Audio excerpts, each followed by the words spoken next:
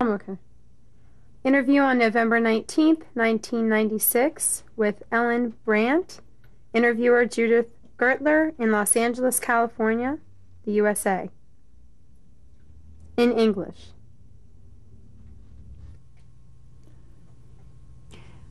My name is Judith Gertler. Today's date is November 19th, 1996. I have the pleasure of interviewing Ellen Brandt in Los Angeles, California, USA.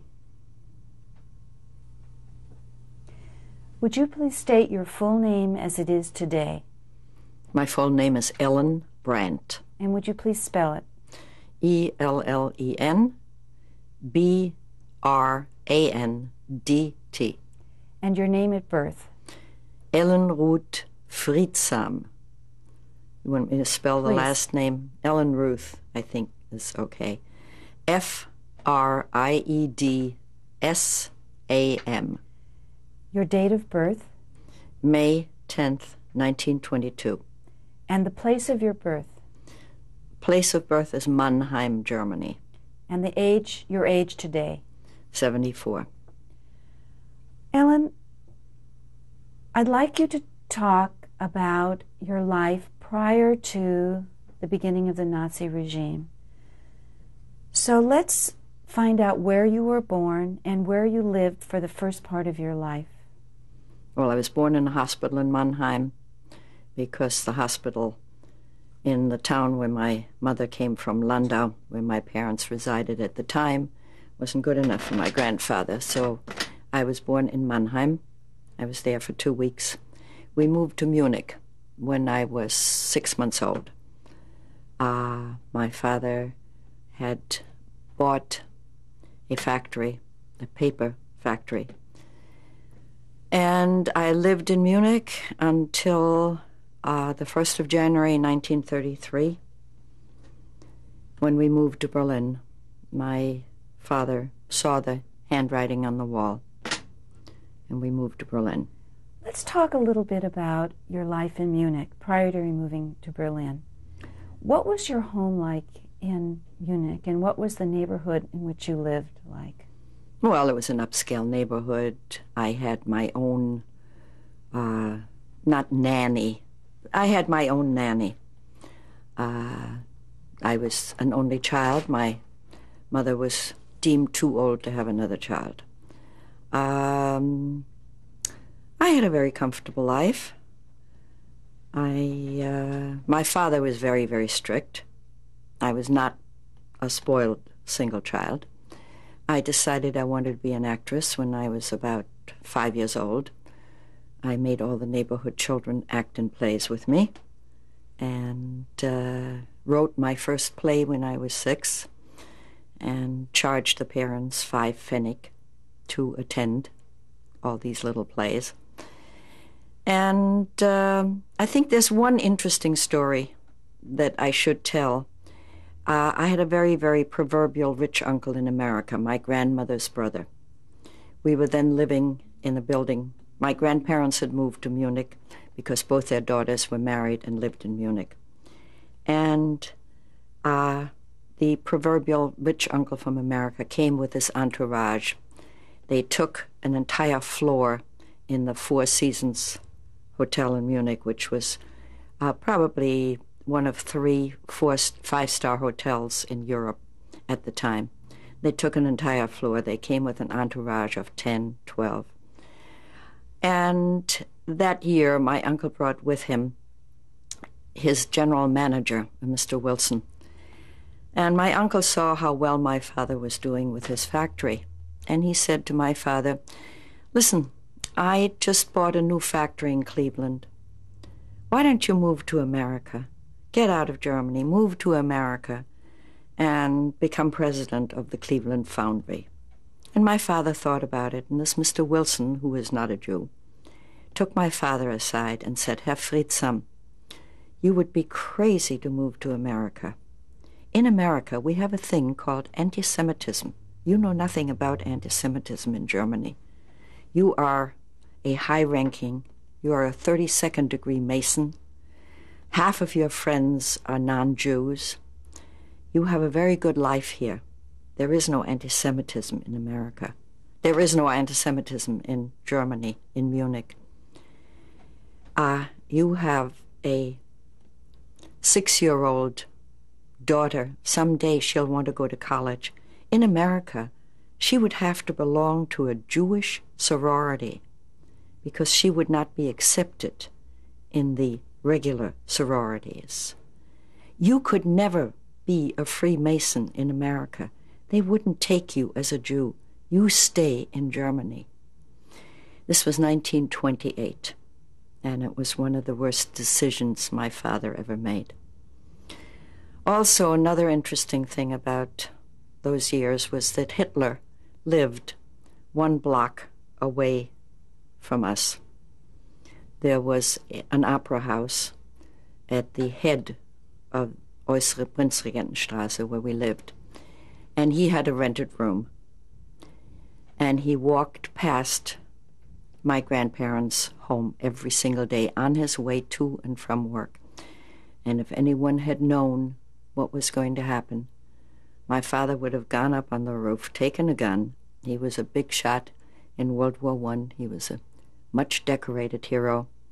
He would have taken a gun and changed the course of history, and he would have had total protection from his regimental commanders. For instance, we were living in Munich in 1923 during the putsch, when Hitler first tried to take command, which landed him in jail. And the night before the putsch, my father got a phone call saying, "Herr Friedsam, tomorrow you stay home." Click.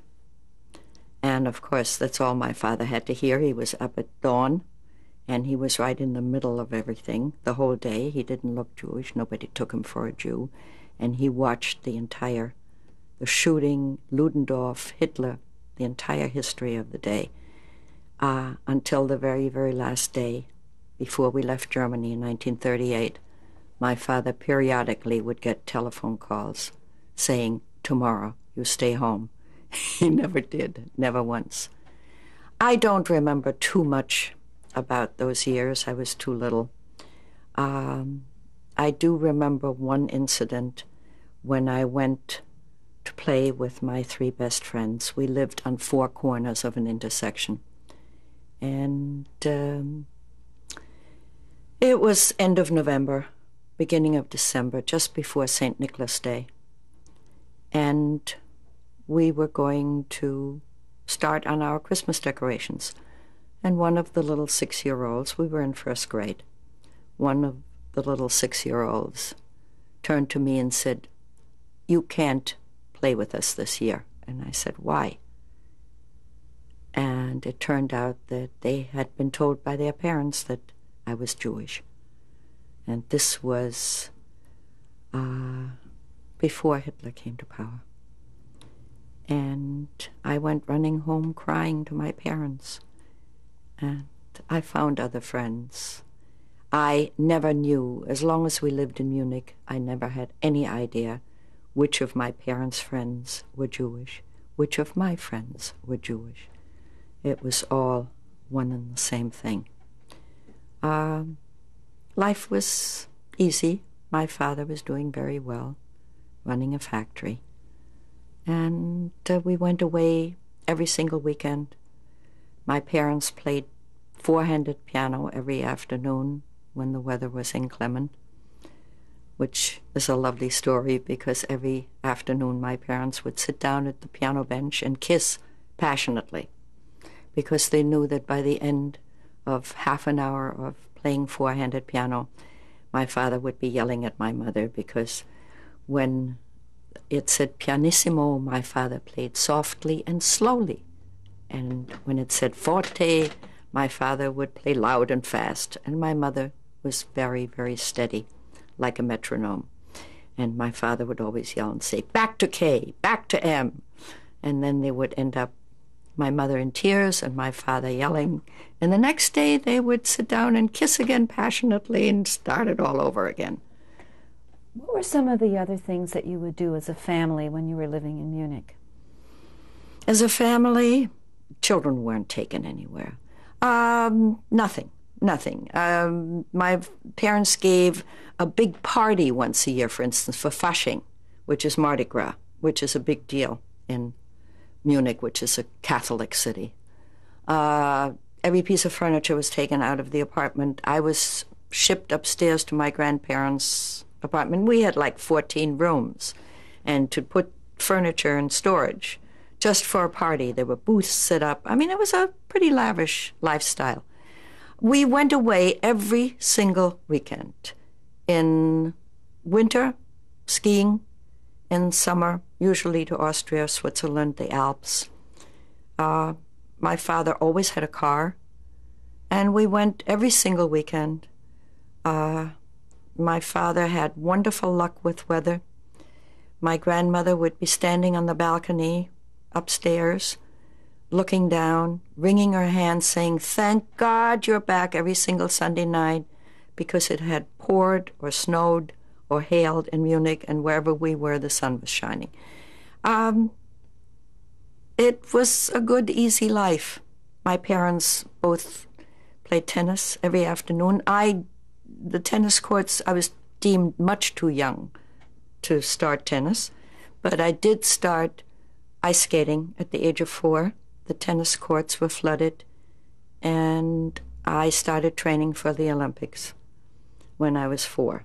I was put on skis when I was 5. I swam across a lake when I was 9. My father was very unhappy that I was a girl, and therefore brought me up like a boy. You've mentioned your parents and your grandparents.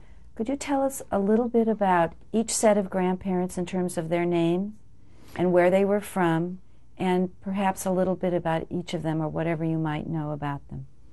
Well, I know a great deal about both of them. My maternal grandparents came from Landau, Pfalz, Palatinate, and they had nothing but money. My great-grandparents were already very well-to-do. My grandfather had vineyards and made wine, from growing the grape to bottling the wine. He was quite well-to-do. My father's family was the interesting family. What was your mother's father's name? His name was Berthold Beer, and my grandmother's name was Lina Beer, from Landau, Pfalz. My father's family was the interesting family. When Hitler came out with one of his endless edicts that every German school child had to make up an ancestral tree, my father wrote one single letter to a little town on the Rhine called Friesem, Friesem, where the family had originally come from. When they moved to Koblenz, which was the big city on the Rhine that they lived in for a couple of 100 years, their name was changed from Friesem to Friedsam, which was customary for Jews. They were all given names that had meaning, supposedly. Friedsam means peaceful. My father wrote a letter to the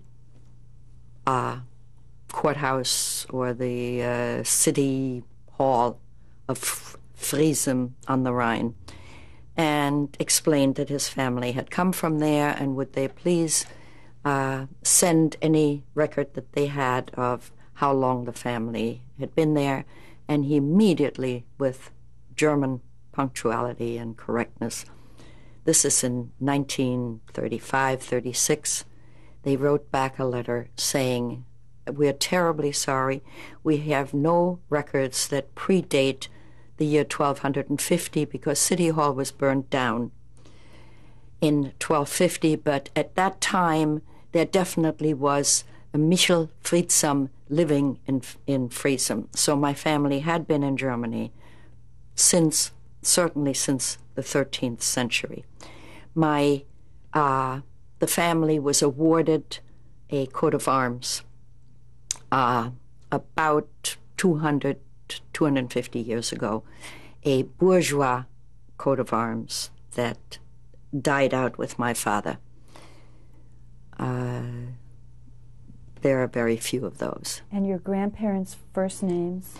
My grandfather was Leopold Friedsam. My grandmother's name was Sophie Cecilie Lehmann, was her maiden name. Now, can you tell what role Judaism played in your life as a girl and as your parents' life as you were growing up in Munich? None. Very, very little. As I say, I never even knew which of my friends or my parents' friends were Jewish and which were not. There really was very, very little anti-Semitism. I knew that my father had encountered anti-Semitism in World War I and therefore had not become a general. He went up as high as a Jew could go. So that I was very vaguely aware that the Jews were... We celebrated Christmas and Easter. The only observance that I know of was my father fasted on Yom Kippur. I don't know why. You know, it's the same old thing. I don't believe in God, but just in case, he did observe Yom Kippur, but my parents did not observe any of the holidays. We did not belong. I don't even know where there was a synagogue or a temple in Munich. Is there anything else about this period of your life in Munich that you'd like to mention before we move on a little bit? I don't think so. There are too many other important things that happened later. When did you move from Munich to Berlin? We moved to Berlin on the 1st of January, 1933. And as I always like to say, Hitler was so devastated that we moved that he followed us exactly 1 month later. My father was offered a big job in Berlin, and he saw the handwriting on the wall. We all knew that Hindenburg was a senile old man. The Kaiser was nothing.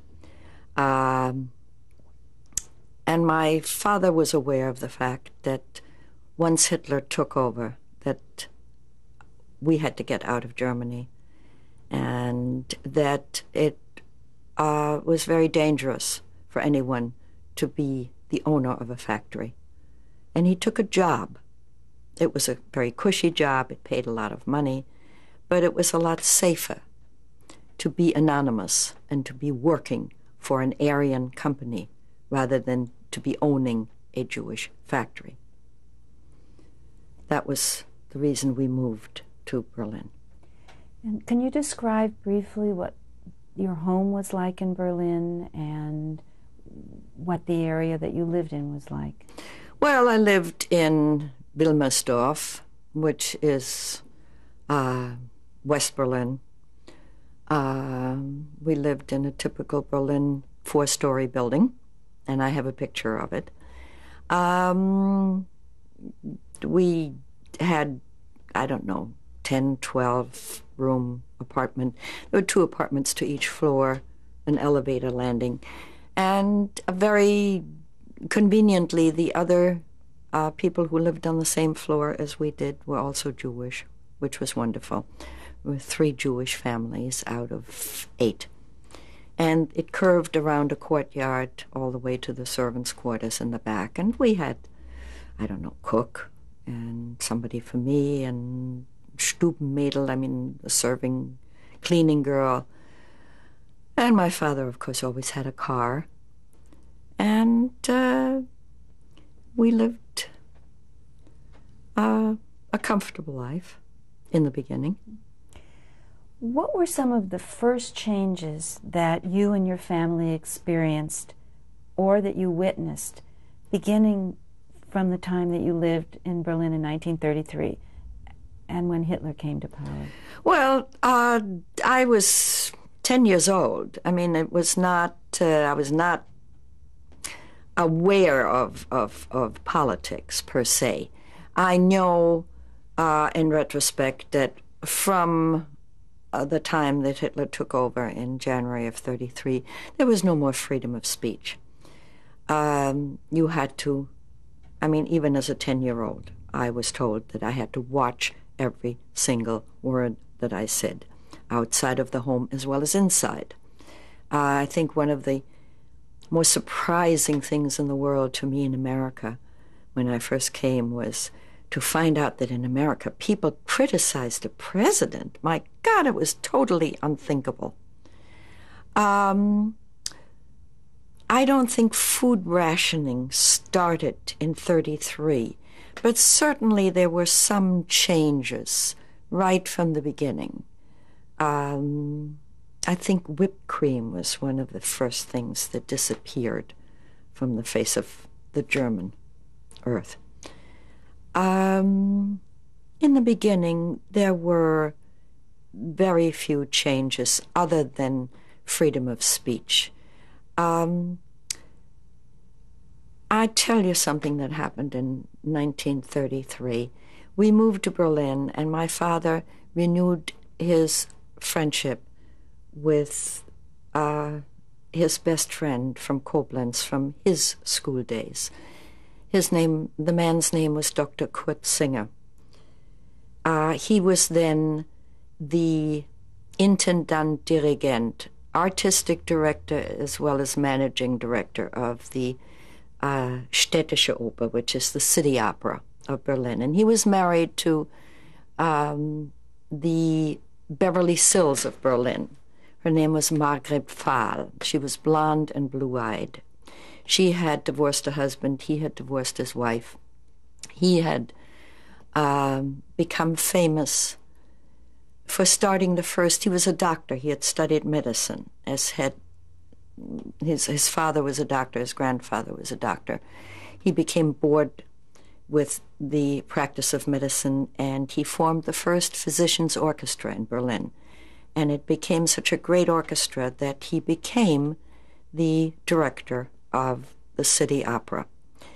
One of the very, very first things I remember about 1933 is that he had to divorce his wife, and they were madly in love with each other. As a matter of fact, these two people met in my parents' bedroom until the day we left Germany. I didn't know about that at the time because I was conveniently in school.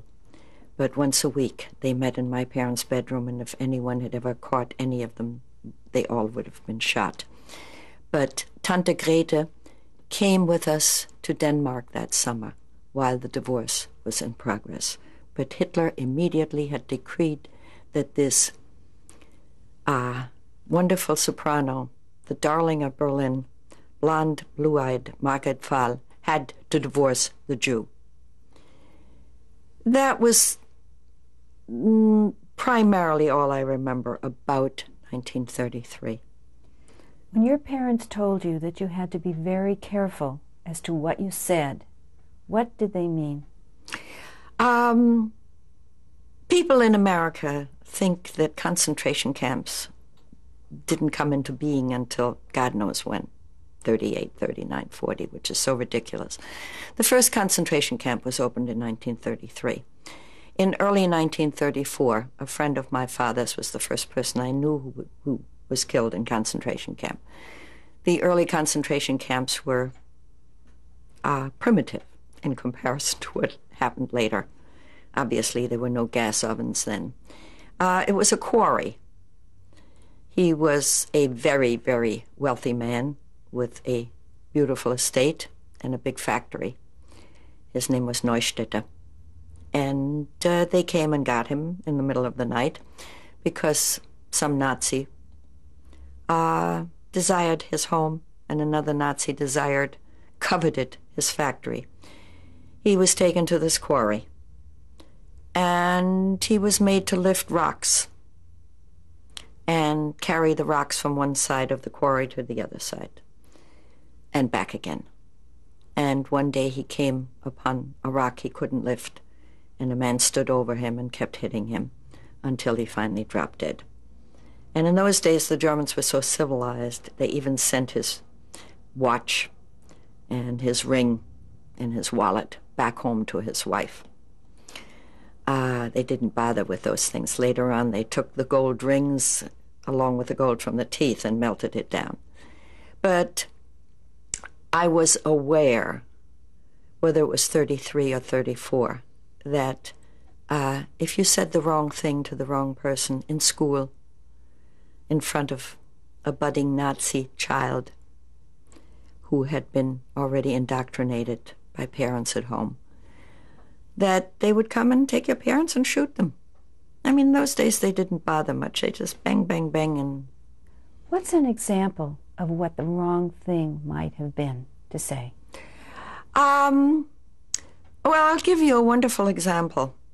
In about 1934, my father's best friend in Berlin was assistant to Dr. Sauerbruch, which is a name that would mean nothing to you, but a name that will mean everything to any German who ever lived in Germany. Dr. Sauerbruch was the Debicki of his time. He was the foremost surgeon in Europe, and my father's best friend was his assistant.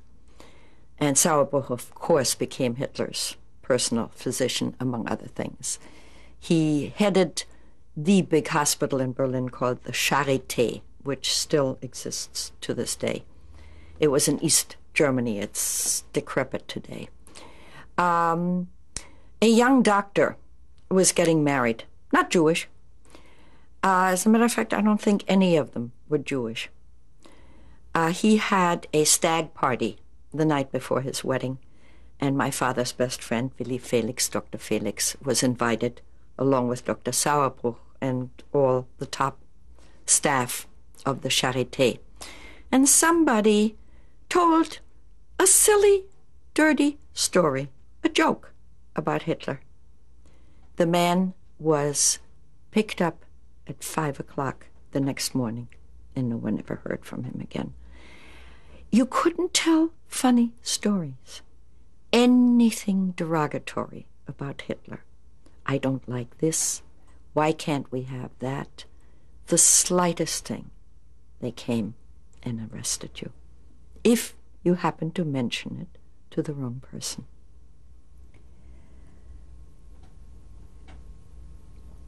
Was this something that your parents described to you in very much detail, or did you just get a word that you weren't supposed to say? Anything? It was drilled into us. And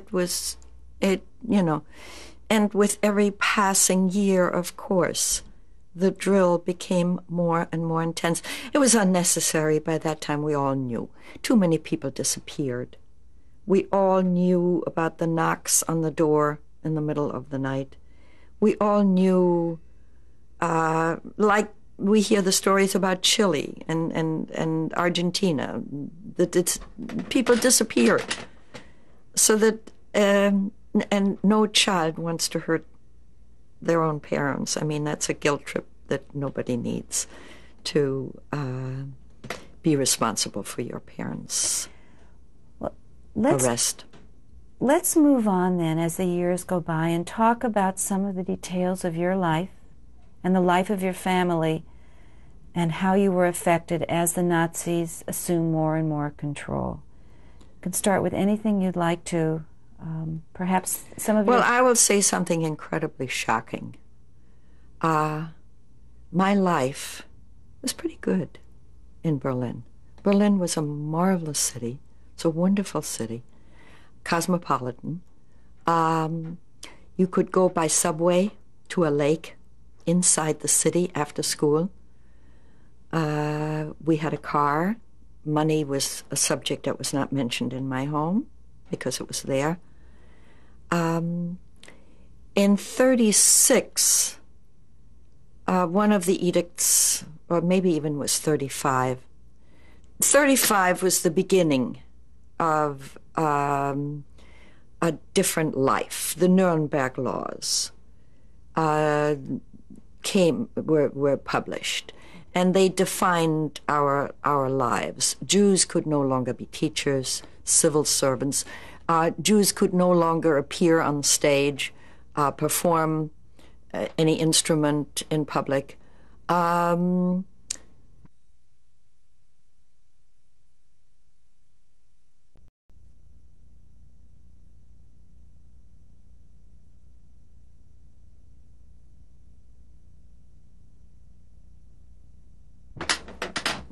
sliding down.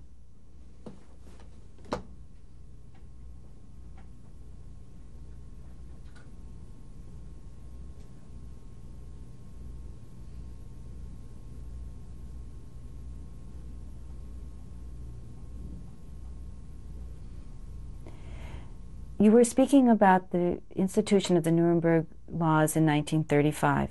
Would you continue, please? It was the beginning of a real change in our lives. You would find signs in stores, Jews not wanted here. The way to Jerusalem does not lead through this store. The way to Jerusalem does not lead through this restaurant. There was a definite change.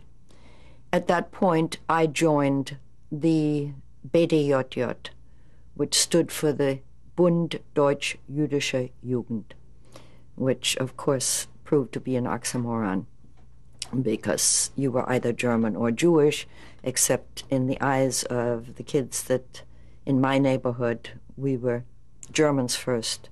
We were Germans by nationality. We were Jews by religion.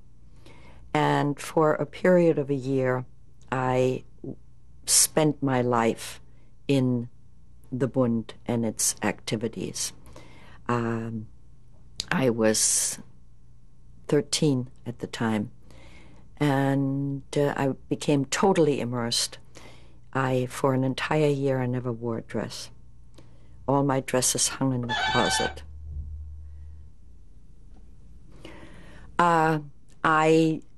For an entire year, I wore nothing but navy skirts and white blouses, the colors of Israel. At that point, we were an exact copy of the Hitler Youth. The Hitler Youth, in troops of 20 kids, something like that, 30, would parade through the streets of Berlin. All traffic would have to stop. Whenever you saw the Nazi flag, people would have to stand at attention and salute and say Heil Hitler, and the kids loved it. I mean, here they had priority over the adult world. The Hitler Youth, once you joined the Hitler Youth, you didn't have to go to school on Saturdays like the rest of us. Teachers could no longer fail you, give you a failing grade in any course. You got into the movies for free. You had all kinds of goodies. And the BDJJ was an exact copy of the Hitler Youth. We marched, believe it or not, in 1935, we marched through the streets of Berlin with our blue and white flags with the Mogen David on it, and traffic didn't stop for us. But we marched. Most of the time, we would go into quiet neighborhoods or to outskirts of Berlin, and we did our marching there. But we had songbooks, and instead of the Horst Wessel Lied, which was the national anthem of the Nazi Party, we sang the Hatikva, and instead of Jewish blood will spurt, Judenblut muss spritzen, which was the main battle cry of the Hitler Youth, we said tomorrow in Jerusalem. I became very, very religious. I went to temple every single Friday night, every Saturday, every holiday. I went to Dr. Joachim Prinz's temple, which was in West Berlin, close to my home. And then I was afforded a great, great honor. I was allowed to go to a meeting of all of the big shots of the BDJJ that had been brought to Berlin from all over Germany. And before I passed out on the stage after listening to 3 hours of speeches, and I wasn't the only one that passed out, I was listening to all the speeches, and I thought to myself, my God, what they're really doing is they're copying Hitler. And this is ridiculous. We shouldn't be copying Hitler. We should be doing our own thing. And I resigned from the Bund the next day and never went back again. But it was a very, very intense Jewish period in my life. I started wearing dresses again and led a more normal life. How do you think that experience in the Bund influenced or affected your later life? I don't think it had much effect. The only effect that it had, lifelong effect, is that to this day I cannot go into a temple. I hate to even go to a bar mitzvah today. I don't go for the holidays because unfortunately it triggers something in my subconscious, and I have 2 or 3 weeks worth of nightmares where I wake up in a cold sweat in the middle of the night, and I relive a lot of things that I have suppressed and that I don't wish to remember. Other than that, the only thing that it really left me with is a lifelong despising of fanaticism of any kind. I don't like fanatics of the right or the left.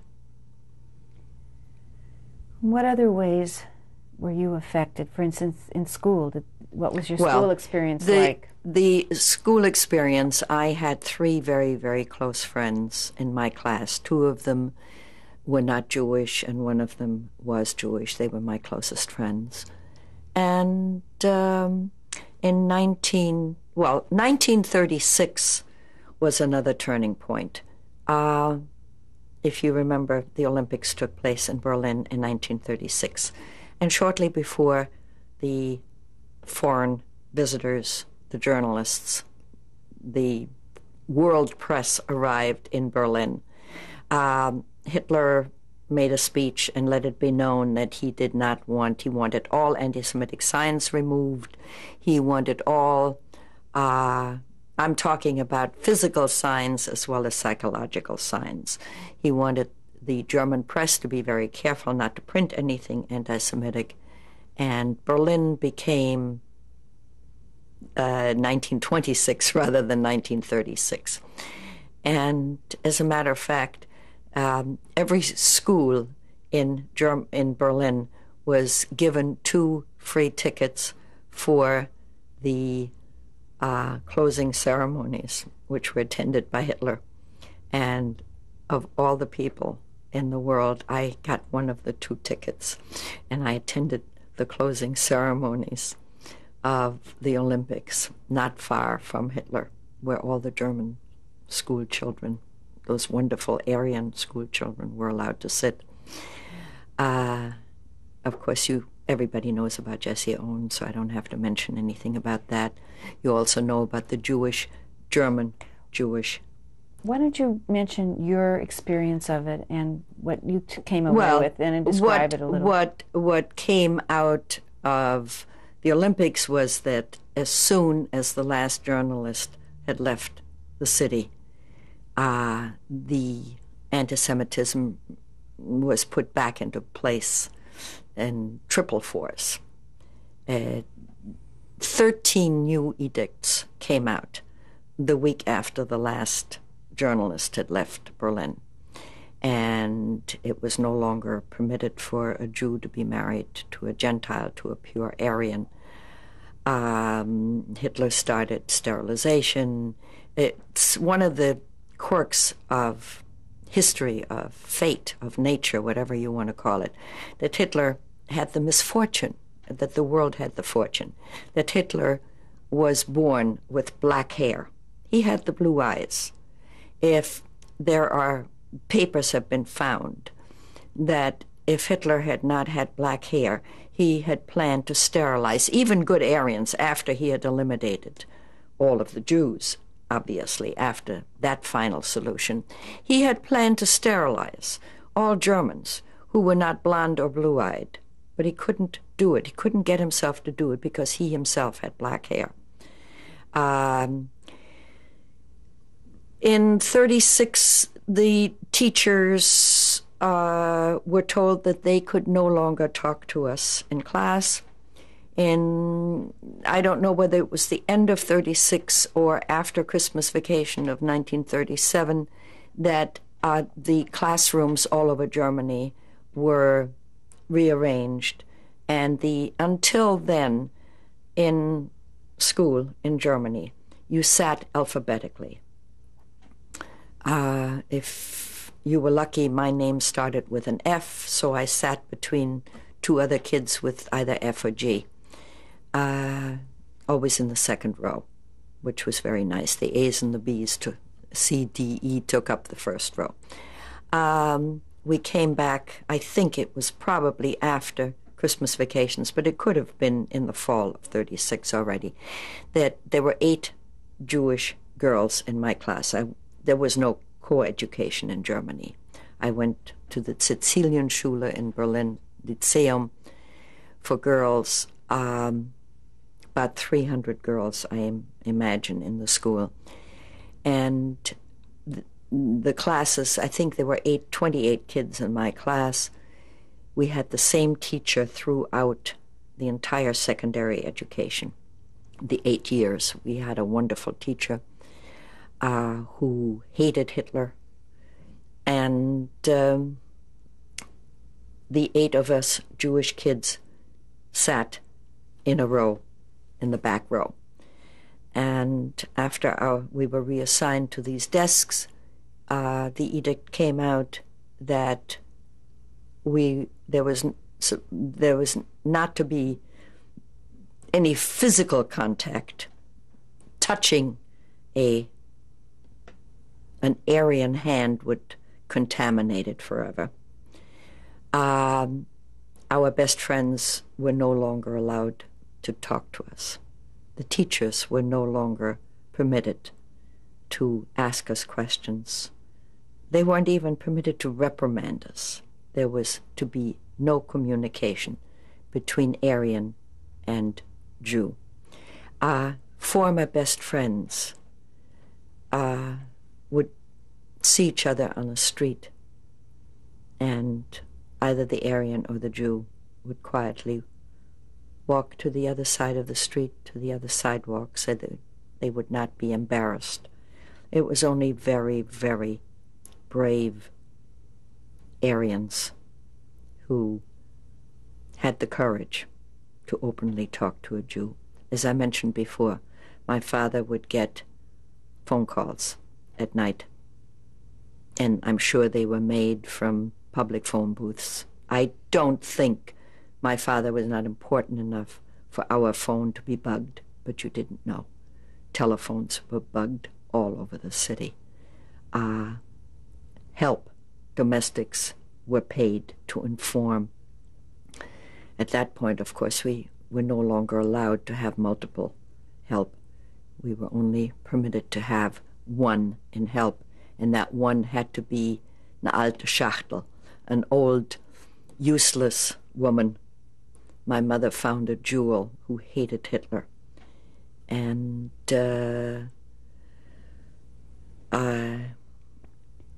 we were quite sure that she would never, never, never, under pain of death, say anything she had heard. So we had substantial freedom inside the 4 walls of our own home. In school, I was no longer allowed to talk to my former friends, only the Jewish girls in the back row. We would, the way the German school day was arranged, we had school for 4 hours, I believe, in the morning, with 2 recesses, 2 or 3. Then we went home for the big meal. We ate a lot. And then we came back at 2 when we had classes from 2 to 4, so that we had 6 hours a day of instruction. We went out to the schoolyard during the recesses, and we were no longer allowed to play with our friends. We were no longer allowed any kind of contact. And all of this culminated into one of the worst days of my life. May I talk about the picnic? We, as in America, at the end of a school year, the school year in Germany ends before Easter. In other words, March, April, depending on when Easter is. The school year ends the week before Easter. You have a 3-week vacation, and then the new school year starts. beginning of April, something like that. And it was customary then, as it is in America now, to have a class picnic. And our teacher, this wonderful Professor Neumann, who let it be known that she didn't approve of what Hitler was doing. I believe it was in 1936 that Bernhard Rust became the Minister of Education. Hitler had an incredible knack to always find the right, I can't use any off language here, but Hitler always, from the bottom 2% of the barrel, he always fished out just the right man for every job. He was absolutely brilliant at finding all these warped minds. And Dr. Bernhard Rust, his first speech was something that's well recorded, where he decided that formal education was a total waste of time and was totally unimportant, and it didn't count for anything in the German Reich. And our teacher let it be known in class that she considered formal education still to be worth something. She had several visits. We had a class Nazi, Mille Millville, whose father was a Gauleiter. That means he was a supervisor of all the whole Nazi party was a pyramid with Hitler at the top, and it was organized. And it's very interesting. People don't understand that Hitler used the period of from 1923, the putsch in Munich, when he went to jail for a year and dictated Mein Kampf to Rudolf Hess. Hitler spent from 1923 to 1933, I don't think he slept much. He organized the country in those 10 years. And when he came to power, when he engineered his election as chancellor and took over, became total dictator, he had a spider's web in place all over the country. He had informants in place. He had that pyramid was built, and he had found most of these warped minds from the bottom 2% of the barrel, which could happen in America. All you would need is a Senator McCarthy to come along during, not in 1950 when we had a great period of prosperity, but let him come along in 1930 when we had a Great Depression in America.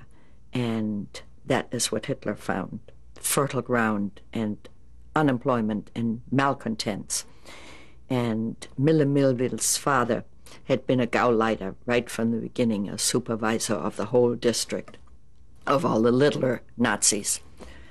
And Frau Dr. Neumann got several visits that we all knew about from the Gauleiter Millville, and nobody ever talked when Mille Millville was around, because I'm sure that she had several people arrested, Jews as well as pure Aryans. If she didn't like them, she talked to her dad, and that was enough. But anyway, the class picnic was always looked forward to with great anticipation. A day of total freedom in the country, in Grunewald. And we got to the school the morning of the picnic, and the bus was there, and all the children piled into the bus, and the 8 of us stood there very uncertainly, not knowing what we should do. And we eventually, when all the other kids were sitting in the bus, we were eventually allowed to sit in the last rows, reminiscent of what was going on in America in the South. And we got to wherever we were going in the forest outside of Berlin. And the kids all piled out, and we came out slowly and a little bit scared. And they all chose sides for the first games, and we were not chosen. And we, the 8 of us, sat on a little clump, a little hilly rise in the forest, and we sat huddled together, watching the other kids have a great time. And Frau Dr. Neumann was famous all through school for serving up a fabulous lunch. And when the time came for lunch to break, she blew a whistle and all the kids came running from all sides from their games. And we were not allowed, we were not given a piece of bread. We were not given a sip of water. We sat on that little clump all through the lunch period for an hour while the girls joked and laughed and had a wonderful time and stuffed themselves. And some of the Jewish girls started to cry, and my girlfriend and I, who were the strong ones, kept poking them and saying, "Don't you dare." And then came the afternoon, and again they were off on their games, and we sat there. And the way home was the same thing. We sat in the back of the bus. And by the time I got home, by the time we were allowed to escape from that bus after the ride back to the school, I ran home. I never looked at any of my friends, any of the other kids. I ran home, and the flood of tears didn't come until I threw myself into my mother's lap. And my mother put me to bed.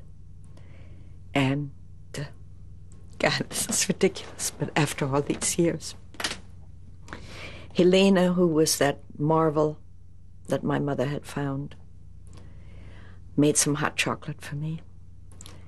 And I slept for like 14 hours. And the next morning I woke up, and Helena hadn't wakened me, and I had to be awakened every single morning 3 times. I liked to sleep even then.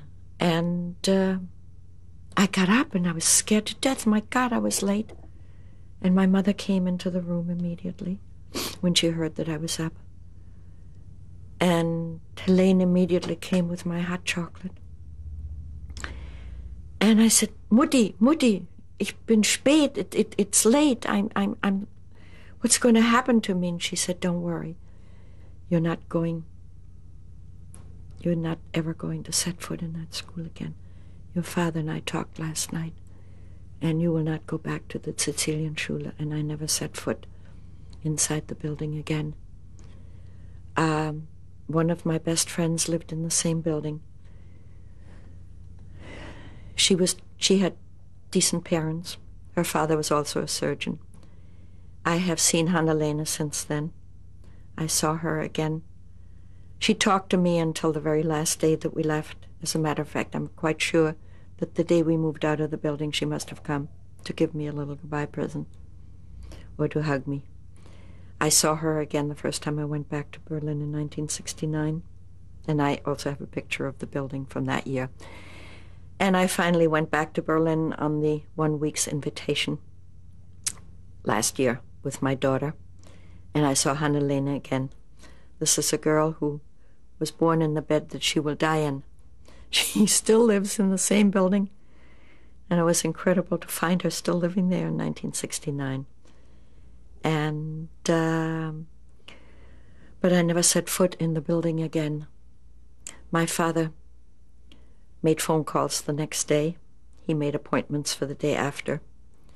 And I went to a private Jewish school.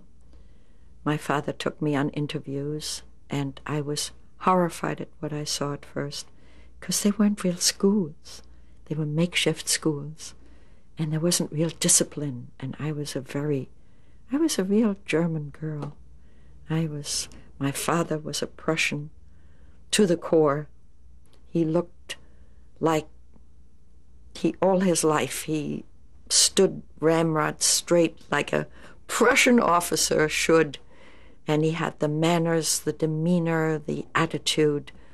And I was brought up very strictly, accordingly. If I didn't finish what was on my plate, I got it for the next meal, and I got nothing else until I'd eaten that. And I enjoyed the discipline. The first 4 years in German school, you sit at your slanted desk with your hands on the desk with your thumbs underneath, and you don't move. And if you move, your teacher comes around and raps your knuckles with a wooden ruler, and my knuckles were never rapped. And strangely enough, the German children with this incredible discipline. I mean, for 6-year-olds, for 10-year-olds, no matter what, loved school, much more so than the American kids who have this totally permissive atmosphere. We couldn't wait to go to school. I couldn't wait for vacations to be over and to go back. I saw these makeshift Jewish schools where kids were sitting on the floor, where they were sitting in circles, where there was no blackboard, there was no gym, there was no... I was horrified. And then probably one of the last appointments of the day, we pulled up in front of this incredible villa, and I took one look at it. And we walked around it because we were a little early, because we had left the last appointment in horror early. We didn't even ask for a tour of this makeshift thing. My father had already decided he was going to get tutors and have me tutored at home. And we drove up in front of this Villa am Roseneck, and I looked at this thing, and I saw that in back there was a full athletic field. And I saw the French doors going, tall French glass doors, and I literally thought I'd died and gone to heaven. And we had our appointment, and I took one look at the principal of the school, Frau Dr. Goldschmidt, and I had a crush on her, as did every single one of the 300 or so kids that went to her school. We all adored this woman. She was the most extraordinary educator that the world ever created.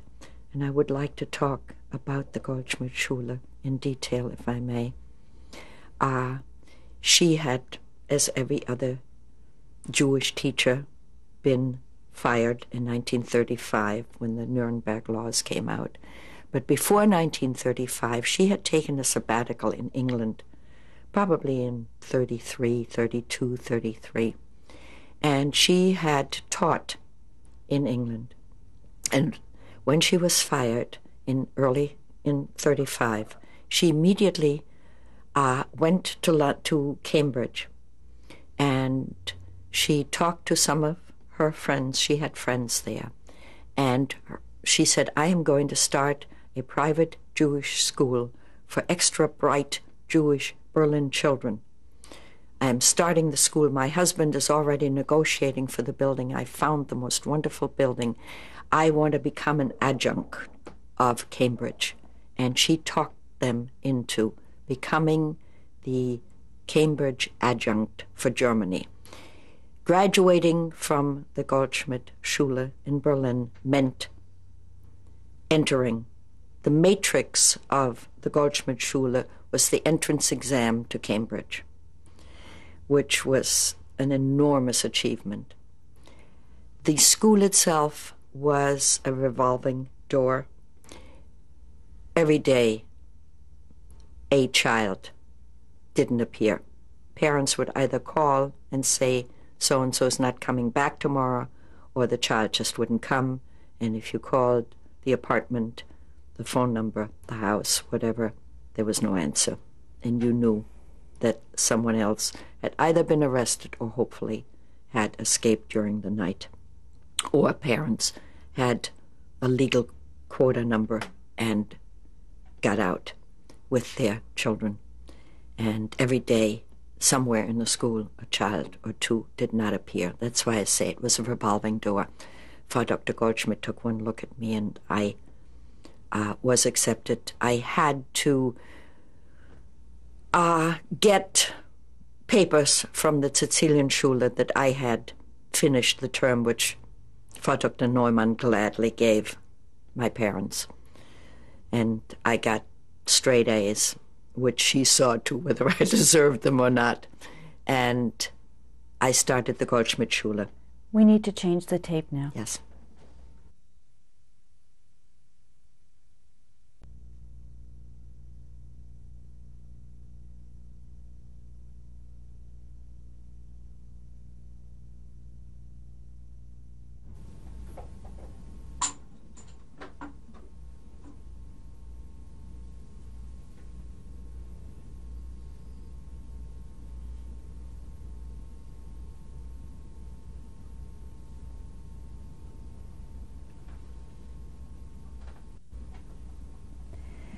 Please continue talking about your school. All right. I just very, very briefly, this woman created an oasis for us in the eye of the storm. There is a book that was published called Passages from Berlin, which was before I made contact with the school. And I became known survivor number 172 when by a fluke I made contact with the school, and it has become a very integral, important part of my life. I'm back in touch with a lot of my friends. This school was totally extraordinary. As a matter of fact, the strange thing is that in 1937, an American photographer went over, and when I went to the Holocaust Museum, I saw myself at the age of 14, in the Holocaust Museum on a small piece of tape that was made at the school. We went to that school, and we were among peers, and we could talk freely, and we had a great life. We didn't want to go home. We didn't want to go on vacations. This school, of course, it also helped that it was co-ed, and for the first time I got to know boys. There had never been any boys in my life. But in general, it was an extraordinary experience. And as I say, when I first came to America, I did not want to talk German, refused to talk German as soon as I knew a little bit of English. I learned English inside of 2 months. And as soon as I could speak English, I refused to speak German. At home, on the street, never. I would never speak a word of German. I did not want to have any contact with anyone from Berlin. I walked past people in New York. When I got old, I suddenly saw that there was a terrible void in my life, and I put ads in the Jerusalem Post, the New York Times, the LA Times, the London Times, and of course never got a reply. The ads weren't big enough and they were lost. And as I say, through a fluke, I made contact, and I am now in touch with former classmates, some of my best friends. Some of them are dead. Most of them got out. There are now 187 people on that list, even though a lot of them have died. I also wanted to... That's enough about Goldschmidt. Go ahead. Well, I was just going to ask you, before you leave the school setting, because since you were a student during this whole period, this is a very important part of your life. Yes. And I'm wondering if, from the point of view of a 12-year-old, 13-year-old, 14-year-old, before you went to the Goldschmidt School, 15-year-old perhaps. 14. 14. How you were able to go to school every day, given the situation, given the way that you knew you were being treated and had to be treated. Can you just describe a little bit about what your personal experience was in those days? I loved school. I loved learning. I thirsted for knowledge. And when my parents first told me that I was going to go to a private Jewish school, I said no. I would rather sit in the last row and have no contact than not go to school. I know that sounds very, very impossible and hard for an American to understand, but you must understand that the Germans are very disciplined, very regimented. We were brought up that way. And beyond that, it was... Sure, it was a daily ache, hurt. It wasn't easy. But there were so many things that were so much worse that just going to school and not being able to talk to our former friends was nothing. I mean, we saw people beaten to death on the street. Terrible things were happening. They were making soap out of Jews, even then. So all the people who say that nothing happened before 1939 is nonsense, utter, total nonsense. We know about Ilse Koch, who who made lampshades out of Jews in concentration camps, and that's long before the so-called final solution and the gas ovens. I mean, the concentration camps were going full blast in 37 and 38 before I left. What else did you see on the streets of Berlin that was so horrible? We saw people, we knew of people who were arrested and who were beaten to death. I didn't witness. I once saw a man beaten. I saw people taken away. But, I mean, everything else, my mother's gynecologist was married to a pure Aryan woman, and he refused to divorce her. He loved her, and before they could get out of Germany, they was set to get out. He was beaten in his bed in front of her, and I overheard when she came crying and told my mother that she never realized how much blood there was in a human being, that there wasn't an inch on the walls and the ceiling and floor that wasn't spattered with his blood. But, you know, so going to school and sitting there not being able to talk, my God, that was nothing. Were you ever afraid for yourself or your family? I was afraid for my family. I was afraid in my God, in 1936, coming back from a trip to Italy, 1935, I beg your pardon. 36, I would like to talk about that. In 1935, we had been in Italy for the summer, and we came back, and it's a long story, but they took my father and mother. It was a dumb thing that brought them in, but they took my mother and dad inside to be interrogated and left me alone in the car. And then I heard loud voices and my mother crying and my father yelling, and I was sure that any minute I would hear 2 shots. And somehow or other my mother talked them out of arresting my dad, and they came back out and we drove away. Yeah, there were many times. There was a night when my father was late, and my father, you know, it got later and later and later, and my mother stood and I stood on our balcony and quietly, not talking. And I was scared to death, and I apparently said to my mother, I must have been 12, 13, I finally said to my mother, I said, when they arrest a man, do they call you and tell you? And that was all I had to say to my mother. I mean, she, you know, became ballistic.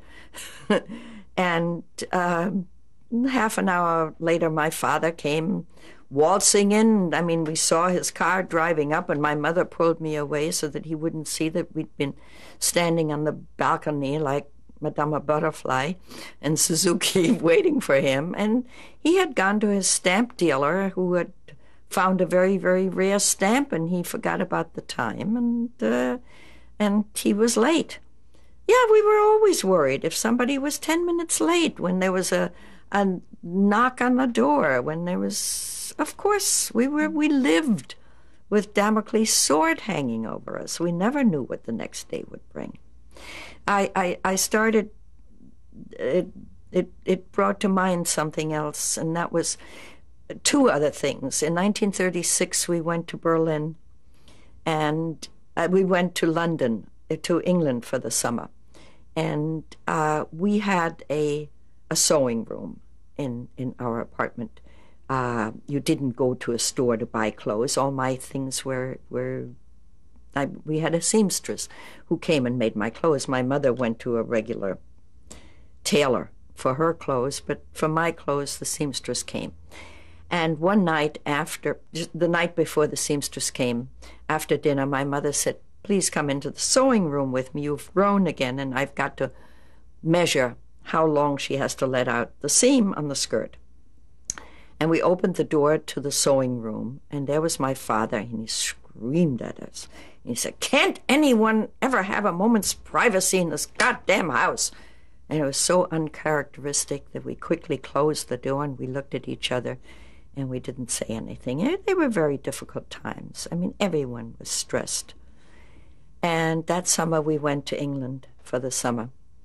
And we got off the ferry in Dover, from Calais to Dover. And as we stepped off the ferry, my father unbuckled his belt, and he pulled out the belt, and he held it up in front of our eyes, and he said, "Now I can tell you, I want to apologize for yelling at you that night in the sewing room. But this entire belt is lined with money."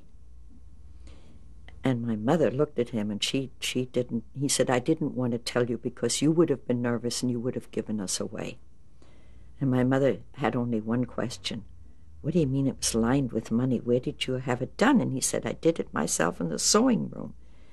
And my mother said, "Where did you learn to sew?" And he said, "What's there to sewing?" I went out and I bought a leather needle and I bought some twine and I sewed it. I opened it up and I sewed it.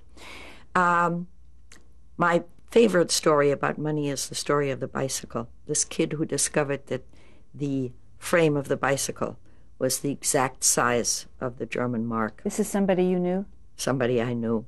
And he took and he loaded up the frame of his bicycle with coins, very heavy. And every Sunday he went over a different border. And every Sunday he left all the marks over a different border in the Netherlands. And then when he had enough money, he left himself. I want to make an important point about the Germans, and that is that most Americans still to this day think that the Germans were stupid or complacent or greedy, and that because they couldn't take their money out, they didn't leave. Nothing could be further from the truth.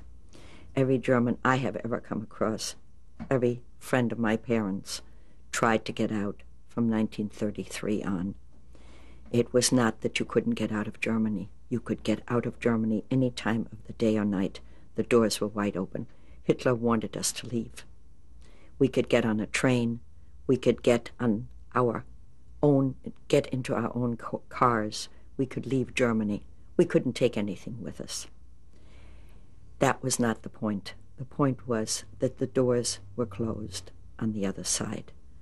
Very few people know about the Evian Conference of 1938, where 32 countries congregated to decide how many Jews each country could possibly take. It was a summit meeting. Today it would be a UN summit meeting. At the Evian Conference, at the end, 32 countries decided not one single country could take one single Jew. We weren't wanted anywhere in the world. I mean, it would take me an hour of this tape, another hour of the tape, to go through what it took to get into what country. The entire world was closed. But since we're in America, I'd just like to mention that America took in 19,000 Jews a year. Now, from 1933 to 1939, when the war started, and then the borders were closed, and then the Jews were taken into concentration camps wholesale, no longer one at a time. In those 6 years, America took in 6 times 19,000. 120,000 Jews came in. There were maybe 1,000 that came in under special circumstances. They took in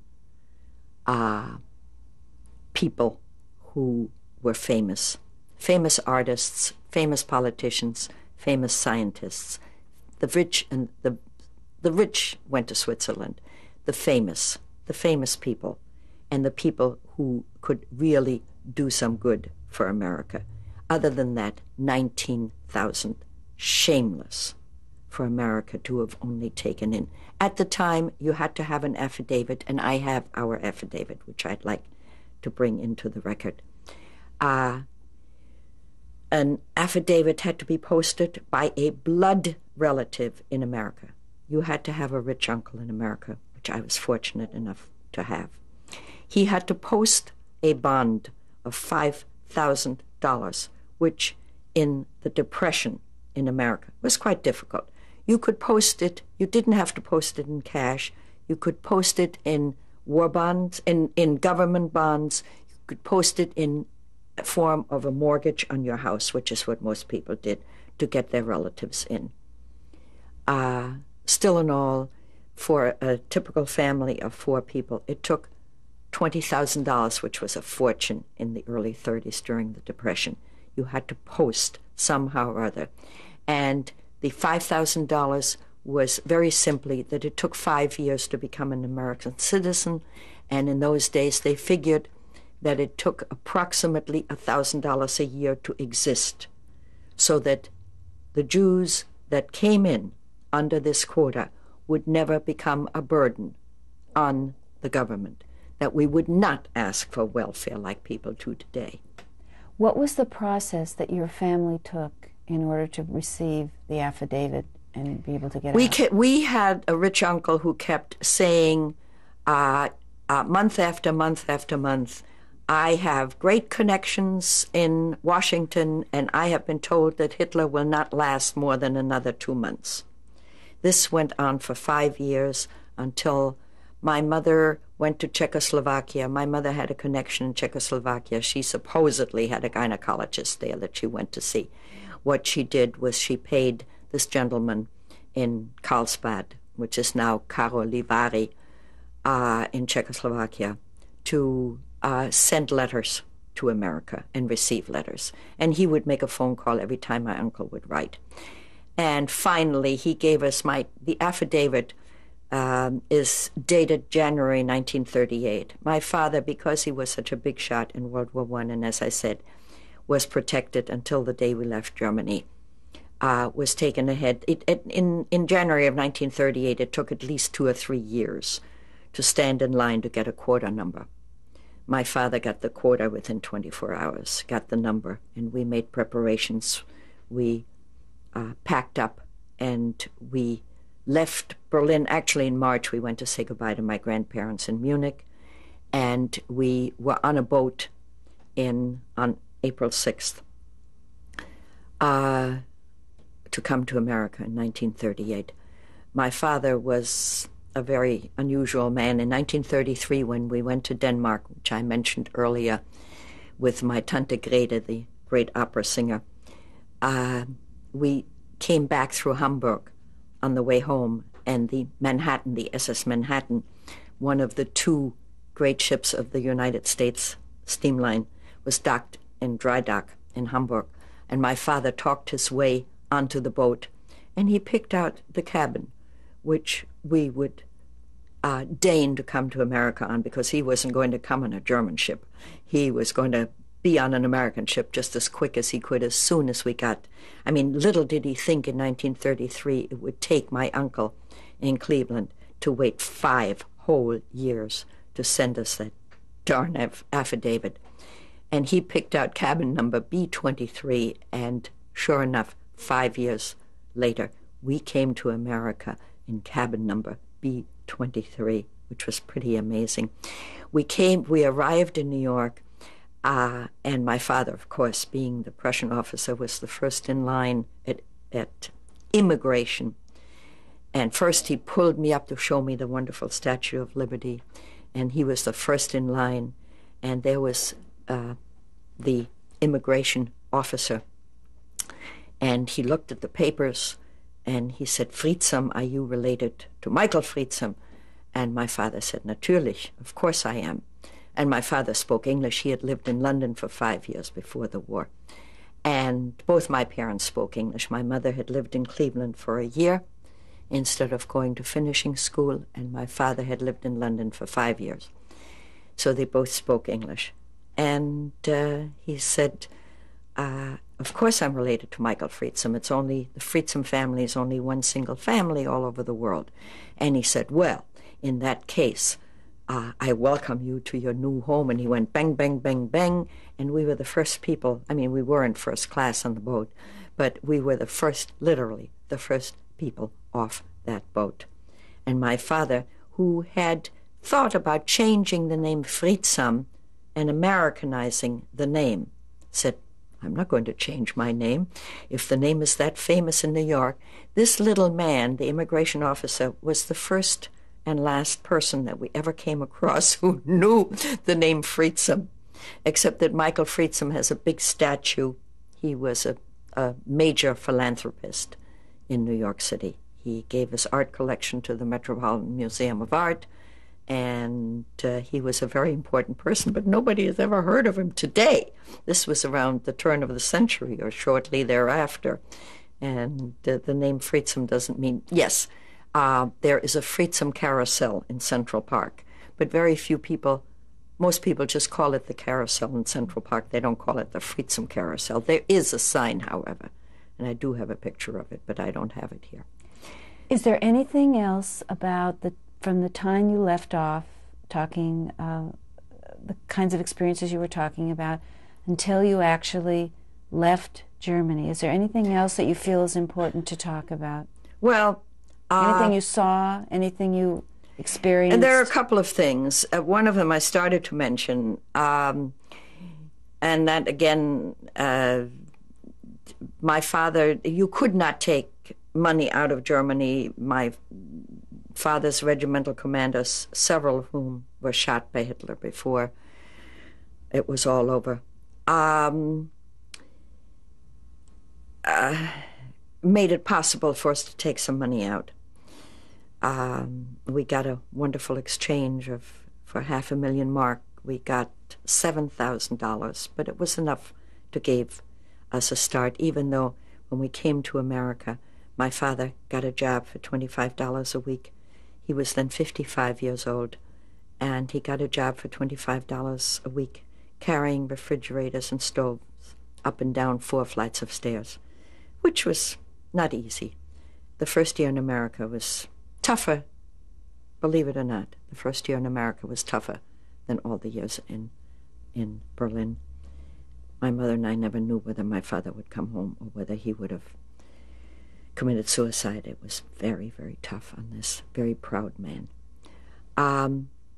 One of the things that came to mind earlier was that my father, you could not just take your money out of the bank. I mean, if you took more than 100 mark out of the bank, you had to account for what you bought with it. And my father slowly saved a mark here, 10 mark there, 50 mark there, and he bought gold coins on the black market. And when he had enough gold, he took it on the black market to a basement somewhere where a man had set up a smelt. And he said, come back in a week. And my father came back in a week, and he got a very, very plain bracelet and the man said to him, I coated it with junk on top, but it's solid gold, heavy, heavy, heavy, as dense as I could get. This wonderful, pure 24 whatever carat gold that my father had collected. And when we left that, my mother wore that bracelet. He wore the belt, she wore the bracelet. It was a nothing-looking bracelet on the outside. It was very wide, but it was matte finish. Didn't look like anything. We left it in England, and when we finally got to America, our friends sent us that bracelet. When my father took it to 47th Street to have it appraised, and the man that he gave it to looked at the bracelet and said, what do you want with this? And my father said, it's 24 karat gold. It's melted down pure gold, Krugerrands, whatever you want. And he said, no, it isn't. And he scratched it, and it was nothing but iron underneath. That is how the Germans cheated us until the last minute. Nevertheless, I mean, Germans came to America by hook or by crook, and they became maids and butlers, and they sold the jewelry. We were lucky. Our furniture, as you look around, I live in a museum. I have things that have been in my family for 300 years. The boat that our furniture and everything came out on, literally, was the last boat.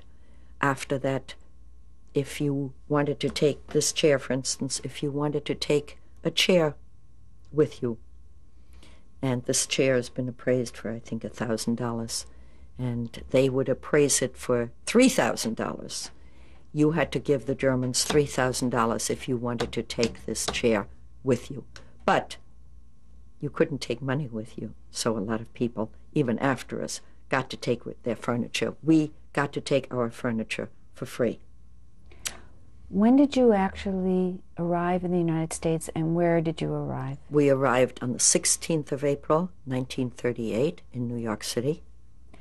And before we speak of your life in the United States and your adjustment, I realize that I forgot to ask you your mother's name and her maiden name, and also your father's name and his name. So I think we should put that in the record, and then we'll continue. All right. My mother's name was Matilda. She was never called Matilda unless she was a naughty girl.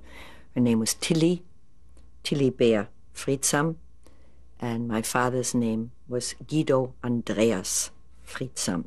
My grandmother was a very unusual woman. She was, among many other things, she had open house for the intelligentsia of Europe. She was known all over Europe. She was a suffragette. She was a master chess player. People fought to play chess with her. She was also an amateur painter, and Guido Remy was her favorite painter. My father had in America or in Italy, you would call him Guido. In Germany, it was Guido Andreas Friedsam. And again, your mother's family was from? Landau-Pfalz, my father's family from Koblenz on the Rhine. Here you are, you've just arrived in the United States, and what were those first few months, years like for you?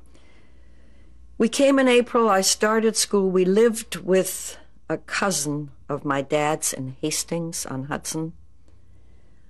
He owed my father a fortune, so he allowed us to stay there for a couple of months. My father had made it possible for him to come to America. He was married to an American woman, and therefore he got into America. I think he had American citizenship. He worked for Ford in Germany. My father he'd never had any money. My father had given him a lot of money, which he never got back, and we stayed with him in this beautiful house on Hastings-on-Hudson. I went to school the first 2 months, May and June of 1938. I went to school in Yonkers High School, and it was like being in a dream. I didn't understand a word. There was the class valedictorian, and the most popular girl of the school. There were 3 girls who will never see this, unfortunately, who I haven't the vaguest idea what their names were, who took me under their wing and were wonderful to me, and took me around and took me from class to class. They were absolutely fantastic. I took French, English, German, and I learned German in 2 months. German or English? I learned English in 2 months. The German teacher was very difficult to understand. His German was terrible, but I learned English that way. And I just concentrated I took a couple of English classes, and I took the German class, and I took French, and I must have taken American history or something like that, just to get a feel. We spent the summer in Manhattan. My mother had a friend who had been born in America, who got out in 1936. She was an American citizen. And she always went away for the summer. She had a country house, and we lived in her apartment right off Central Park on 68th Street. And we spent the summer there, and then my mother went looking, and she found an apartment for us in Jackson Heights, which was an rather inexpensive neighborhood at that point. Not a fancy apartment, but enough for our furniture, which had been in storage all that time. And we got to unpack our furniture. I went to Newtown High School in Jackson Heights, which then was the second largest high school in New York, 10,000 kids. I was overwhelmed. I came from schools in Berlin that had 300 kids, and here I was in up the down staircase school. We're going to have to change the tape now, and then we'll finish this part.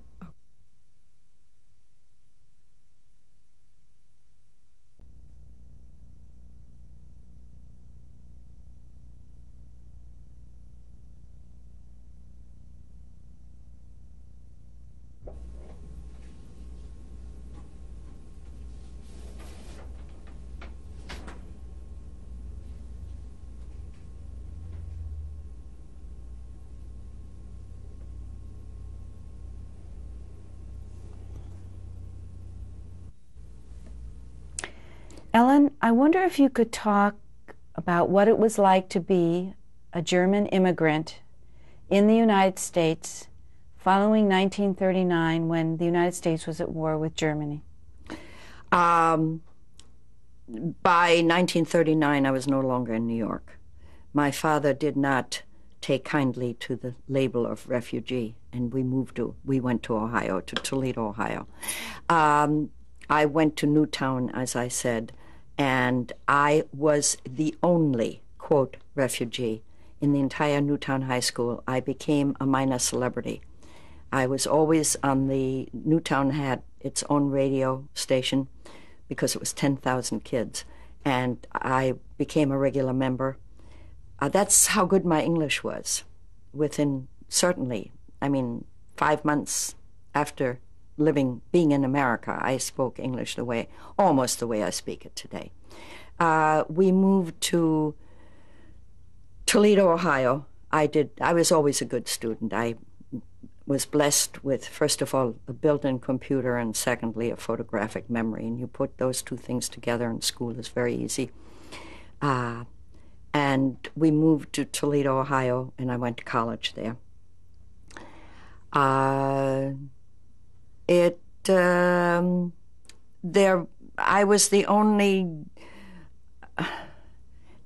think I was the only German, quote, refugee there. And besides that, my English was so good, and I wanted to be an actress. I decided to be an actress when I was 5.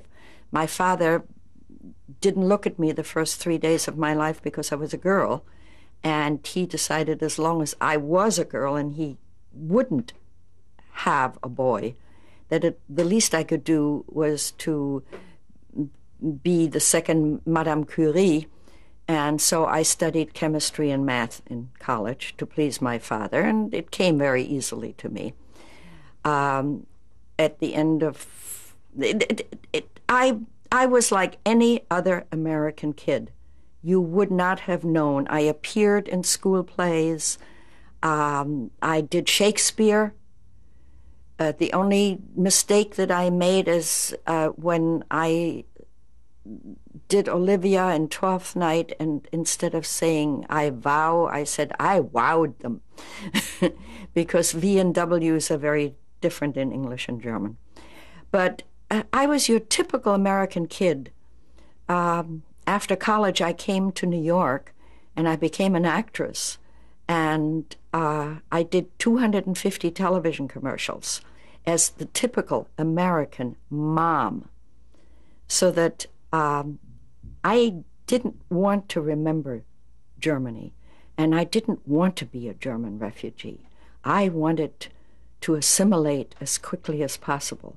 I wanted to be like everybody else. Teenagers don't want to be different. They want to be the same as their peers. So I didn't stick out. No, but very few people. Before I came to New York, I went to the Cleveland Playhouse. I became Luther Adler's protege under one condition, that he didn't know that I was born in Germany. I never told him. He made me promise. He said, I will open doors for you in New York under one condition, that you never let anyone know that you're Jewish. Now, I never denied the fact that I was Jewish. People just never asked. And I was fortunate. It took a long time for me to admit to my friends that I had been born in Germany. I didn't want to be German. I wanted to forget the whole thing. And can you just briefly tell us what course your career took in terms of the media you worked in? Well, I came to New York. I went to work in radio, early television, stage. I starred in a Broadway flop. I was taken to Hollywood for my screen test, but I had just met the man that I later married. I married a Broadway producer, and he didn't want an actress as a wife.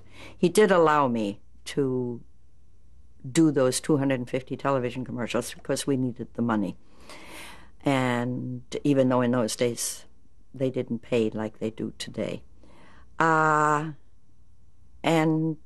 He talked me into helping him, and I worked with him producing. We sent shows on the road, and we traveled all over the country to visit our shows.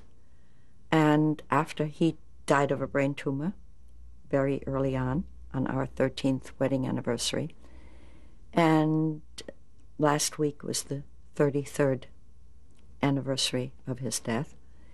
I have 2 children. They were small children when he died. And after his death, I went on producing. And I came to Los Angeles the end of 75. I've been here for 21 years because my son decided at the age of 3. My father-in-law was an exhibitor. At one time, Brandt Theaters was the largest chain of motion pictures in America. He had a chain of 150 theaters. Independent chain, not to be confused with Lowe's and RKO. But he had the largest chain of independent motion picture theaters in America. My husband was a Broadway producer.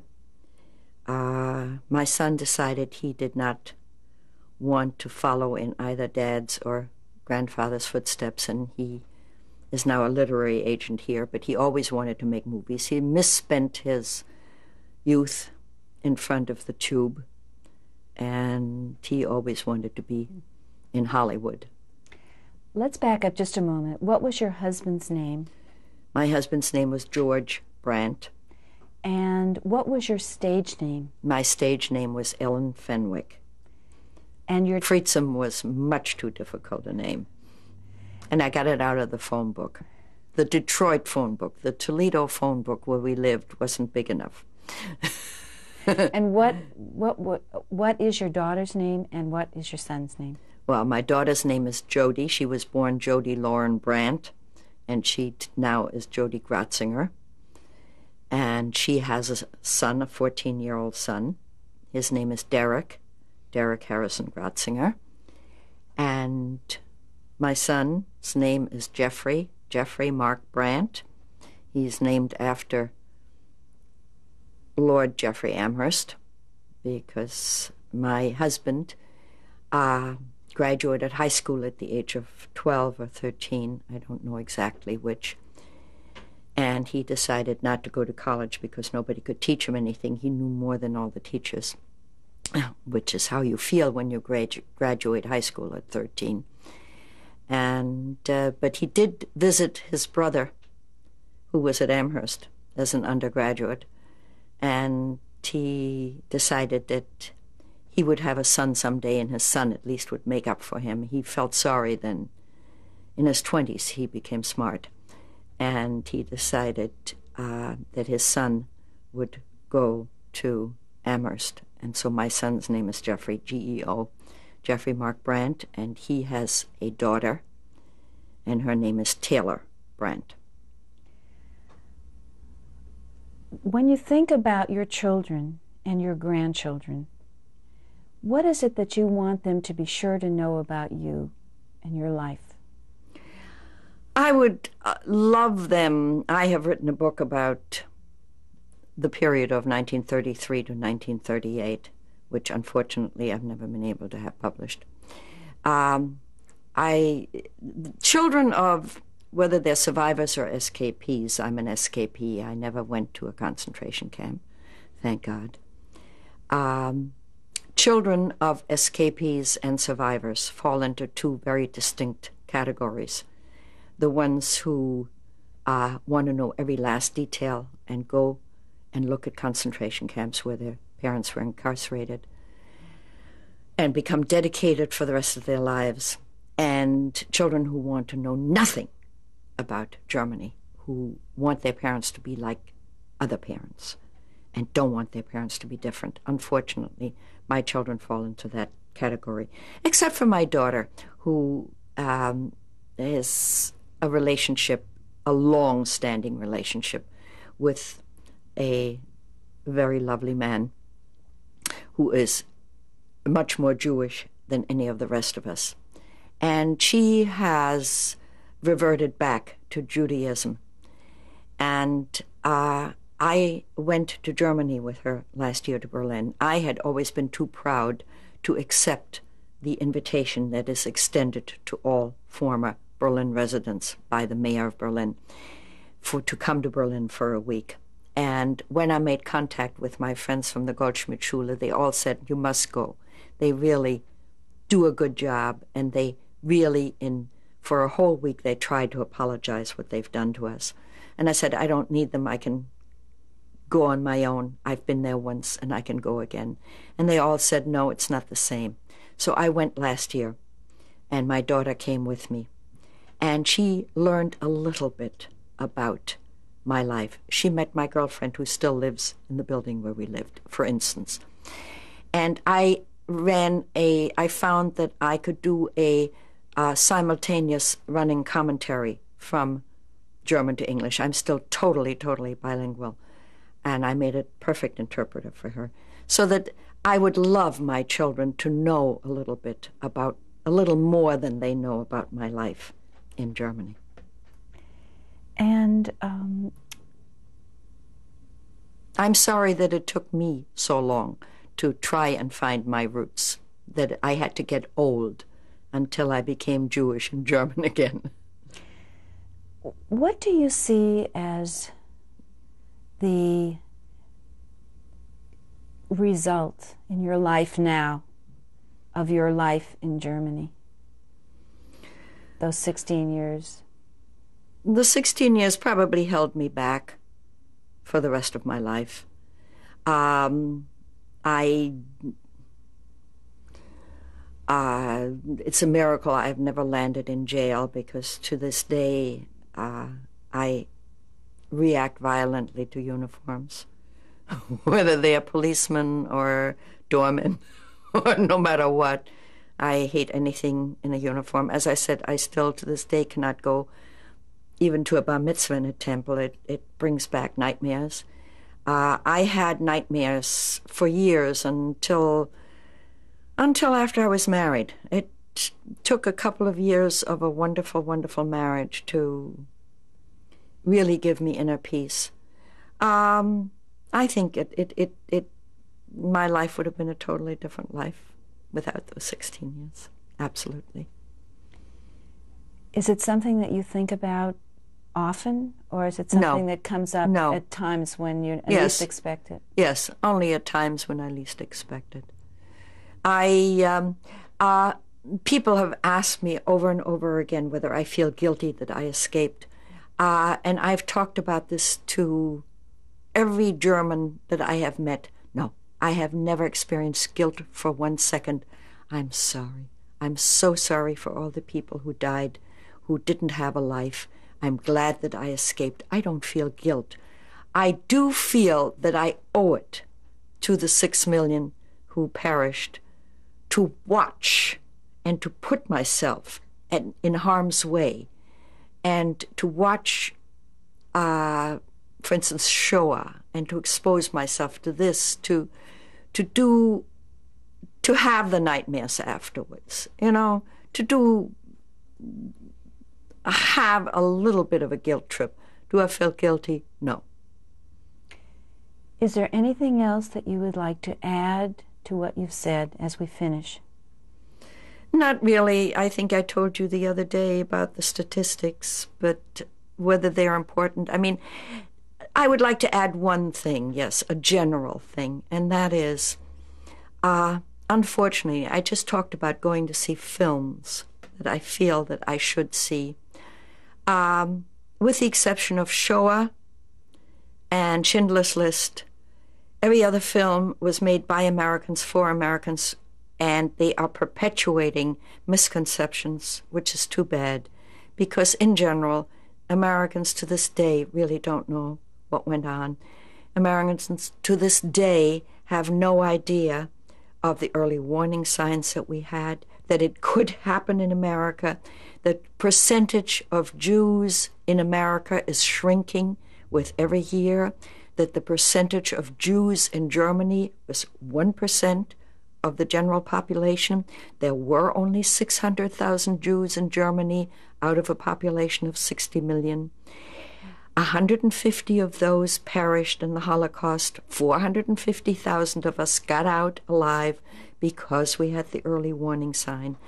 I would love Americans to pay more attention to the similarities of Germany in the 30s, Germany in 1928 when there was no anti-Semitism and my father didn't leave. America today, where there is no anti-Semitism, we think it's there. It's always there.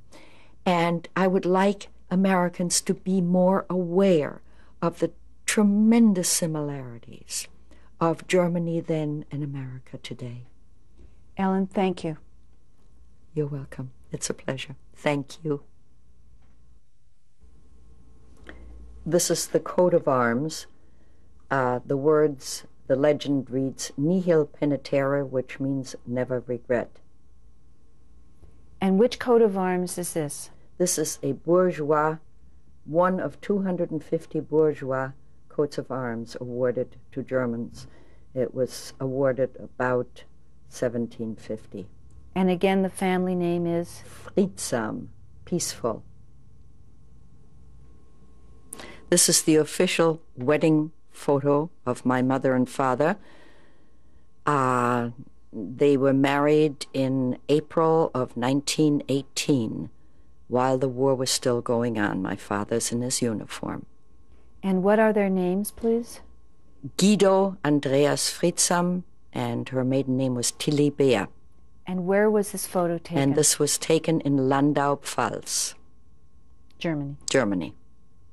On the far, well, is it? This is a photograph of Landaustraße 44, where we lived in Berlin. We lived on the second floor on the left-hand side. Each apartment ended in a balcony. The picture was taken in 1933 when we moved in. And this is a photograph of the same building, and it features the balcony, the second floor balcony, which was important in my life. And when was this taken? 1969. I've been back to Berlin twice, once in 1969, and this was the trip last year when I went with my daughter. 1994, the same building. 1995, I beg your pardon.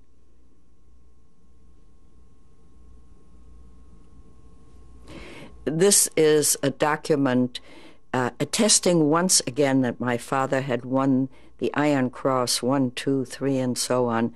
The interesting thing about this document is that it is from the Führer and the Reichschancellor, and it is dated 1935 and says specifically that my father won the Iron Crosses during World War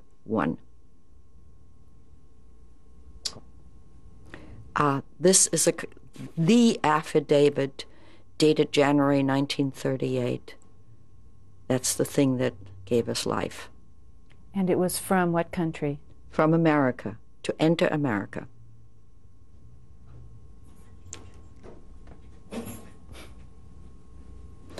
This is a picture of my parents' 40th wedding anniversary in 1958 in New York. From the top, my husband, naturally our dog and myself, then my dad and my mother, and my two small children, Jeffrey and Jody. And would you also begin with your husband's name and then go through them? George Brandt, Muffin, Ellen Brandt, Guido Friedsam, Tilly Friedsam, Jeffrey Mark Brandt, and Jody Lauren Brandt. This is a picture of my mother on her 90th birthday. My mother lived, she died 4 weeks shy of her 100th birthday. This was taken in Los Angeles. And her name, please? And her name was Tilly Friedsam. And what year was it taken? 1982. This is my oldest grandchild, my daughter's son, Derek Harrison Gratzinger, age 14. Where was it taken and when? Taken in Los Angeles. And do you know when? Last year. 19, what year? 2 years ago. And what year would that have been? 1994. This is a picture of my other grandchild, my granddaughter, Taylor Gordon Brandt, in all her Aunt Jodie's finery. The picture was taken in Los Angeles in the summer of 1994. She's now 4.5.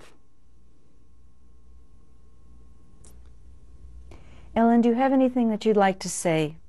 Yes, I would like to introduce my 2 children. This is my son, Jeffrey Mark Brandt, and my daughter, Jodie Gratzinger. I would like to add something to a question that you asked me earlier.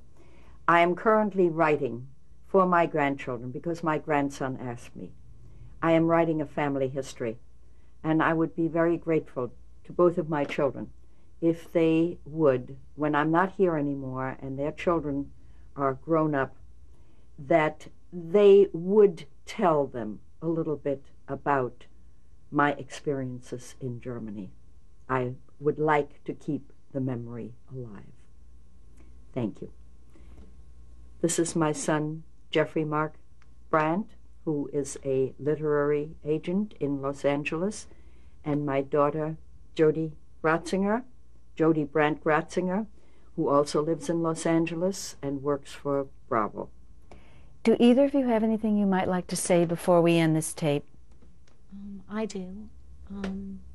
I am fully an American. I grew up as an American child. I was raised in an environment where I did not speak German, and yet I grew up with a sense of what it was like to come from a family that had come from Germany. Probably my favorite food in the whole world are German Christmas cookies, which we have every year at Christmas time.